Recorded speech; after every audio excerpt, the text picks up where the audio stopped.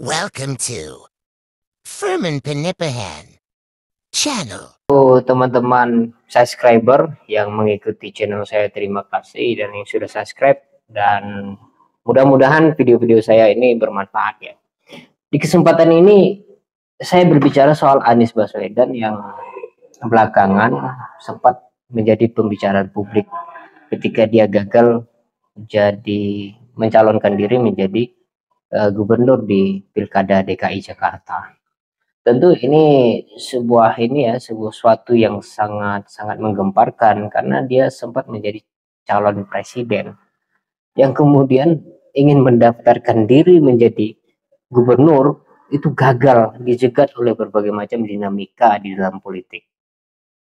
Belakangan kita mendengar Anies Baswedan ingin membuat partai. Ini harapan macam apa yang ingin dia bangun, atau idealisme macam apa yang ingin dia sebarkan di masyarakat, yang pada akhirnya adalah sebuah penundaan dari kekecewaan. Ini yang saya khawatirkan. Kenapa begitu? Saya membaca begini. Politik itu sangat dinamis sekali, bahwa hari ini dengan hari esok itu belum tentu sejalan tentang apa yang kita analisis gitu. Karena hari esok bisa jadi ditentukan oleh pergantian antara malam dengan siang, yaitu di pagi hari, menentukan bagaimana berjalannya satu hari itu. Ya mungkin analogi itu terlalu absurd, tapi saya ingin menjelaskan bahwa memang politik itu sangat dinamis. Satu hal yang saya kecewakan dari Anies Baswedan, saya kecewa sebagai orang yang menginginkan yang membaca politik ya. Juga sebagai pengamat ya, dalam tanda petik, walaupun bukan bidang studi saya di politik, tapi saya ikut andil di dalam perpolitikan di Indonesia, ikut membaca, ikut mengetahui, paling tidak di dalam fikih itu mutabi ya, bukan taklid, mukolid. Kalau mujtahid belum tentu belum bisa jadi mujtahid. Jadi begini, yang saya kesalkan adalah Anies Baswedan itu menolak ajakan PKS untuk bergabung, itu pertama.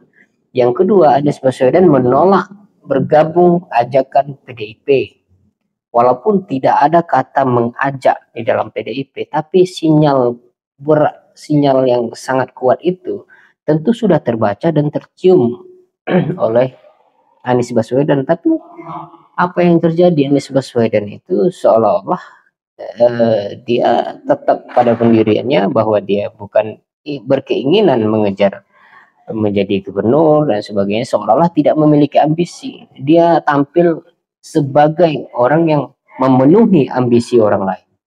Itu yang kita baca di dalam dunia politik hari ini, dan bagaimana gerak-gerak Anies itu. Kita tahu berbagai macam prestasi Anies Baswedan di Jakarta, tapi itu tidak cukup untuk membuktikan bahwa semua partai politik itu, atau partai-partai politik yang dulunya mendukung beliau, itu percaya dengan gerakan-gerakan itu. Dan ironinya, pada akhirnya kita ketahui Anies Baswedan terjegal ya, sebagaimana dia nyatakan di dalam channel narasi ketika diundang oleh Najwa Shihab. Dia menyatakan, bagaimana mungkin saya bergabung dengan partai-partai politik? Partai politik mana yang tidak terikat atau terangkeng, terkungkung, terjerat oleh pemerintahan? Itu terbukti bagaimana saya dengan PKS, katanya. Bagaimana PKB yang ingin mendukung saya dan berbagai politik partai yang lain ingin mendukung saya, pada akhirnya mundur satu persatu. Terakhir PDIP ingin mendukung dan pada akhirnya tidak jadi. Nah, tentu ini hal yang sangat gampang sekali dibaca. Kenapa partai politik tidak menginginkan Anies kembali lagi, maksudnya? Karena memang Anies Baswedan itu berpolitik tanpa partai. Dan itu yang membuat ironi, itu yang membuat orang kecewa, itu yang membuat partai politik merasa bagaimana mungkin menggandeng orang lain, padahal kader sendiri masih banyak yang berpotensi. Ya, itu rasional juga bahwa kalau saya menganalogikan begini, kalau Anies mengatakan bahwa semua partai itu tidak bisa lepas dari pemerintahan sekarang atau penguasa, maka itu benar. Jika dia mau membuat partai, dia juga akan terkerangkeng oleh penguasa dalam pengertian lebih universal yang disebut kapitalisme. Orang-orang yang menguasai itu, kaum-kaum berjuis yang memiliki uang, yang mengendalikan partai-partai sampai hari ini. Tapi masih ada upaya-upaya baik yang bisa dilakukan meskipun kita di dalam suasana yang kotor gitu. Karena untuk membersihkan gorong-gorong, kita perlu kotor juga untuk tujuan membersihkan. Jadi kalau Anies itu melakukan jalan ini secara ideal, bahwa segala sesuatu itu dilakukan dengan bersih dari awal dan bersih hingga akhir, di dalam dunia politik itu adalah kemustahilan. Bersih dari awal itu tidak mungkin. Dunia ini sejak awal sudah kotor. Bahkan Nabi Adam itu diturunkan di muka bumi disebabkan oleh kesalahan. Walaupun Allah Subhanahu wa taala ya itu menjanjikan bahwa dia dia ingin menciptakan manusia itu menjadi khalifah di muka bumi. Tapi karena kesalahan itu dipercepat turunnya kan gitu untuk kemudian menjadi khalifah di muka bumi. Tapi endingnya tidak baik. Pada akhirnya Nabi Adam bertobat dan seterusnya.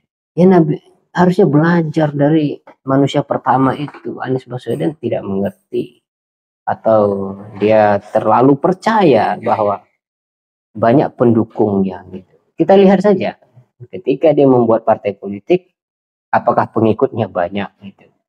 Apakah ketika dia membuat partai politik tidak akan terikat oleh kekuasaan manapun, termasuk kaum berjuis yang memiliki usaha modal ya. Ya tentu secara rasional kita tidak mungkin menolak itu. Semua partai kita bisa periksa dari partai mana saja, bahkan dari orde lama, orde baru, reformasi hingga hari ini gitu kan. Semuanya itu di balik kekuasaan masih ada kekuasaan tertinggi, yaitu yang mengendalikan ekonomi, yaitu yang mengendalikan modal.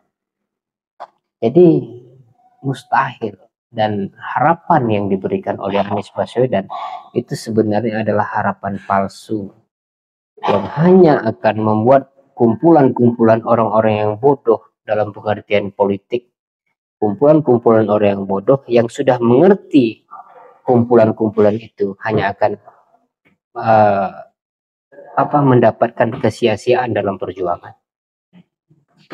Saya rasa itu kesimpulannya adalah Anies Baswedan tidak bisa membaca kesempatan. Terima kasih.